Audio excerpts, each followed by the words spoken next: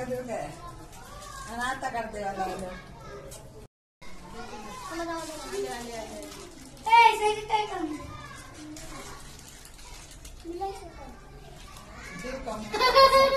मग त्याला चटका देऊ काय